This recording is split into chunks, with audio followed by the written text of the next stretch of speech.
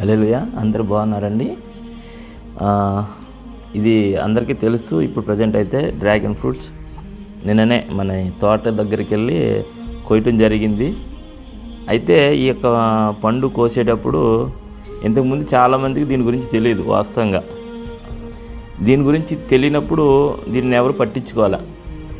ఇదిగో ఇది ఇలా ఉంటుంది, కట్ చేస్తే ఇలా ఉంటుంది, అందరికీ తెలుసు. ఇది ఇప్పుడు ప్రజెంట్ అయితే ఇంతకుముందు దీని గురించి తెలియదు. వాస్తవానికి ఇది కోసి ఈ యొక్క తిందామనుకునేటప్పటికి ఒక ఆలోచన వచ్చిందన్నమాట నాకు. ఆ ఆలోచన ఏంటంటే, ఇది ఫలం ఎప్పటి నుంచో ఉంది, కానీ ఈ ఫలం గురించి ఎవరికి తెలియనప్పుడు దీనిని ఎవరు పట్టించుకోవాలా. ఎప్పుడైతే దీని విలువ తెలిసినప్పటి నుంచి దీని విలువ కేజీ 200 అని 300 అని 150 రూపాయల నుంచి అమ్ముతూ ఉన్నారు. వాస్తవంగా తోట దగ్గర అయితే 150 రూపాయలు అమ్ముతున్నారు, బయట అయితే 200 నుంచి ఇంకా ఎక్కువ అమ్ముతున్నారు. ఎందుకంటే దీని విలువ ఇప్పుడు తెలిసింది కాబట్టి. అది ఒకప్పుడు తెలియనప్పుడు దీన్ని పిచ్చి పండు అని అది పండు అని చెప్పేసి ఎవరు తినలా. అయితే ఎవరో దీనిని మొత్తం మీద అనేకులకు పరిచయం చేశారు కాబట్టి ఈరోజు అందరూ తింటున్నారు.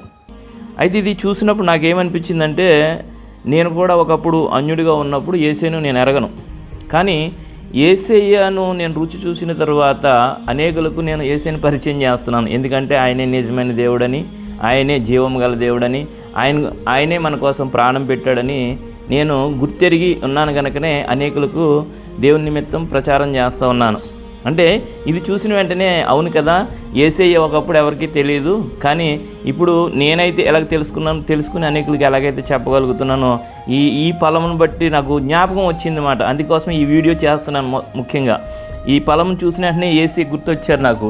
యేసయ్య ఇంతకుముందు ఎవరికీ తెలియదు, కానీ కొంతమందికి తెలిసినప్పుడు వారు ఆ గుర్తెరిగి ఆ యేసయ్యను పరిచయం చేసినప్పుడు చాలామంది మరి నమ్ముకున్నారు. అలాగే నేను కూడా యేసయ్యను నమ్ముకున్నాను. యేసయ్యను రుచి చూసి గుర్తెరిగినాను కనుకనే యేసయ్యను అనేకులకు పరిచయం చేస్తున్నాను.